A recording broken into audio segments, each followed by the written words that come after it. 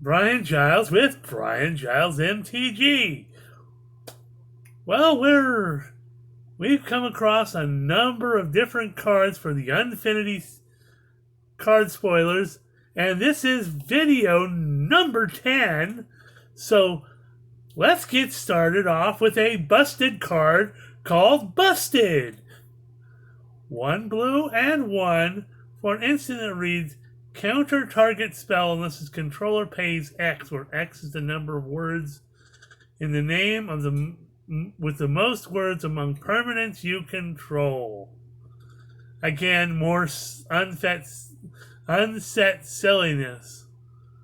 But there are a number of, it's all about words and letters and stuff like that matter. But this is a very instant and powerful counterspell that you can use in the ungame because it has the acorn stamp. Thank God for that. Thank the magic gods for that. Next up is another trope in Icing Manipulator. One green and one for a 1/3 human employee. Each +1/+1 counter on a creature you control is also a food token, which is an artifact with pay 2 colorless, tap it, sacrifice this artifact, you gain 3 life. It also has pay 1 green and 3, tap it, roll 2 6-sided dice for each odd result. Put a +1/+1 counter on a creature of your choice. Activate only as a sorcery.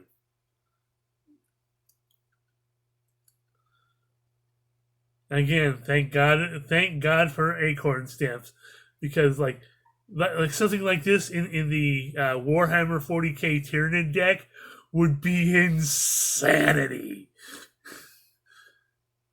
Next up is Strength Testing Hammer. 1 colorless mana for an artifact equipment that reads, whenever equipped creature attacks, roll a 6-sided dice. That creature gets +X/+0 until end of turn, where X is the result.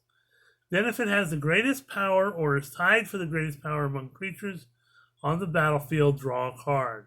Equip for 3. Now it does not have an acorn stamp on it. You can use this in a standard deck.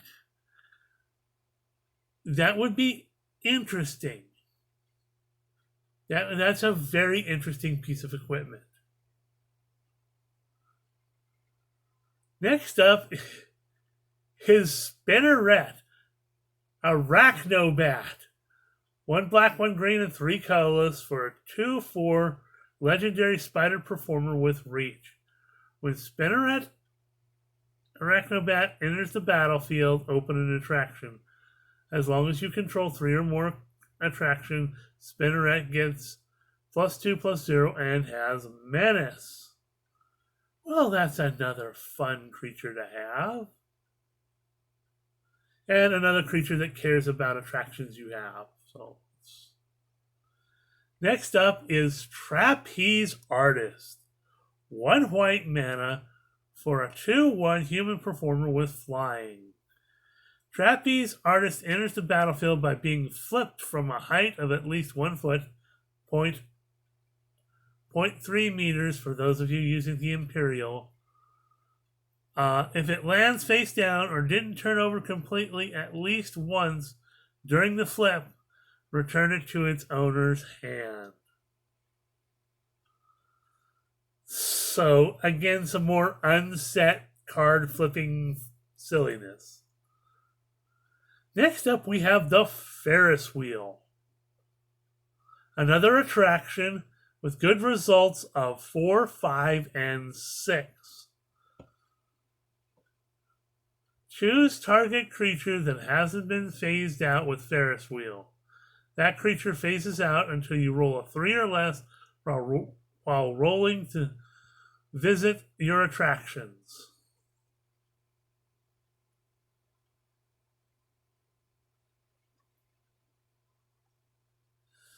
So you can phase and its target creature, it does not say your target creature, so you can phase out your opponent's creatures as long as you don't roll a 3 or less on your attraction rolls. Okay, next up is it came from Planet Glurg. 1 green, 1 blue, and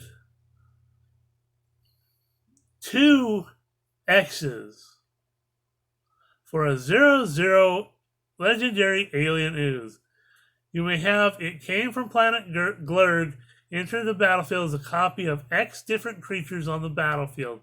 It has their total power, total toughness, combined mana cost, all text boxes, names, art, and so on. So we kind of this is one of the things that was mentioned in the Rosewater spoilers, that there's a card that's everything. This is the card that's everything. But you got to pay X twice, and that's difficult, especially if you want to copy the abilities and stuff of all these different creatures and whatnot. Next up is Hardy of Myra's Marvels. 2 green and 2 for a 4/4 legendary elf performer. As Hardy of Myra's Marvels enters the battlefield, choose a number. Whenever you cast a spell with the chosen number of lines of flavor text, put that many counters on target creature, and it has partner, which means if you have 2 commanders, you can have 2 commanders that both have partner. Now we've seen a lot of these things that are of Myra's Marvels that are partners for each other. So that's an interesting bit of cycling there.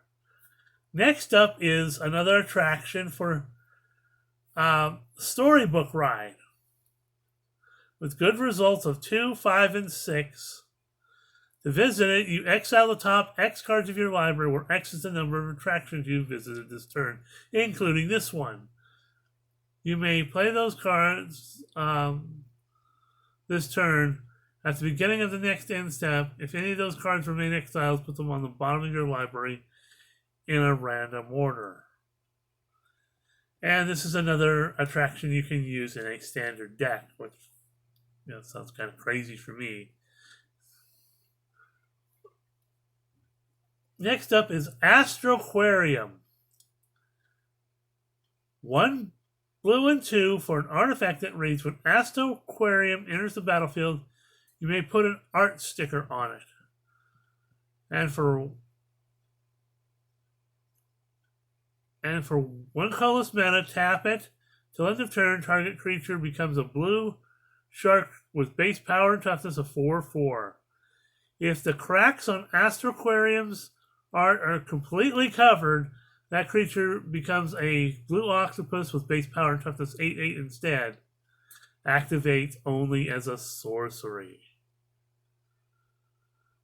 So this is the card from the Rosewater spoilers that we talked about covering the cracks completely, because on the picture it does have a shark behind some glass. It's all cracked and everything, along with an octopus arm.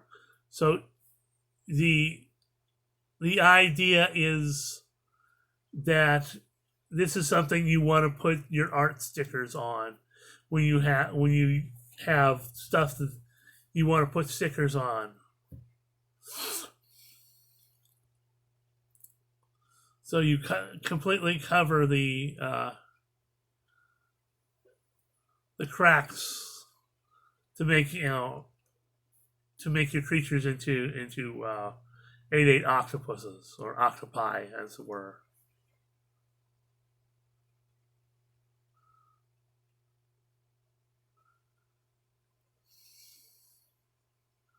Next up is Vidalkin Squirrel Whacker. 1 blue and 3 colors for an XX or star, however you want to put it. We used to call them XX because it was X and X. It's a star, the Vidalcan guest. As the Vidalcan Squirrel Whacker enters the battlefield, roll a 6-sided die twice. Its base power becomes the first result, and its base toughness becomes the second result. If you would roll one or more 6-sided die, instead roll them, and you may exchange one result with Vidalcan Squirrel Whacker's base power or base toughness. So a dice rolling is a character that cares about dice rolling and can replace your dice rolls with a result. So that's interesting.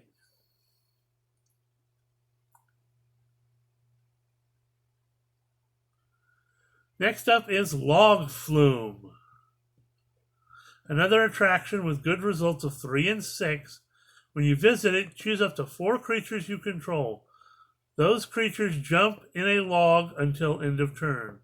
Creatures in a log together can't be blocked unless they're all blocked. If a spell or ability you control targets one of them, it targets all of them.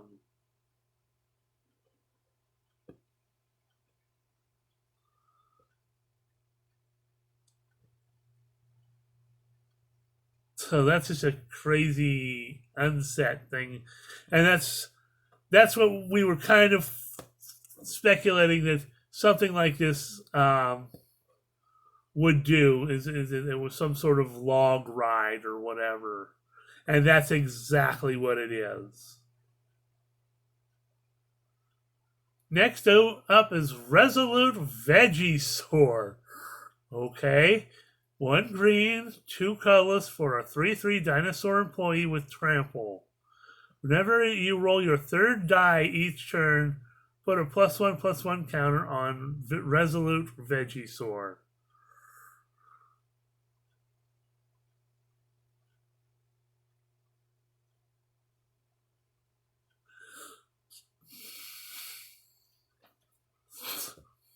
Well,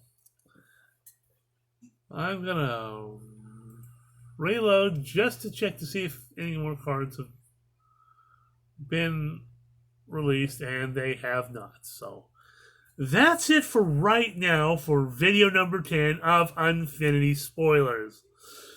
We will probably have more spoilers later in the day, and I will upload more videos. But for now, until you visit your next attraction, we say good morning, good day, and good night.